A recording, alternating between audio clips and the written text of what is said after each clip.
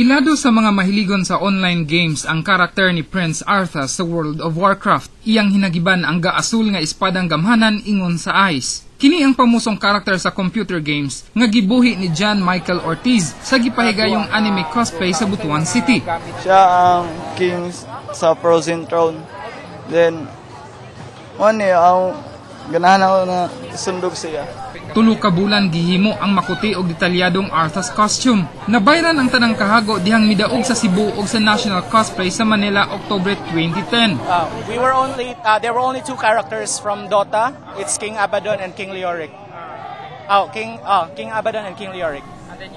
Dili mo ubos sa 25 ka anime character ang gihatagan og realidad. Apil na ang kapamilya anime nga si Naruto sa gipahigayong anime cosplay sa Butuan City. Yes, it was a pretty tough challenge kay it was like all of the major prop makers kanang experienced professionals was there. Gitapukan sa daghang kabataan ug mga bata sa dughan ang gilusad nga organisasyon sa anime cosplay sa Butuan ug gitituluhang Shinkaisen Enotako. Kini ang gikonsiderang sinugdanan sa bag-ong organisasyon nga nagsugod sa pagkahilig sa anime ug karon nahimong tapok sa batanon nga pareho ang interes. Rog Cultura, Patrol sa Caraga.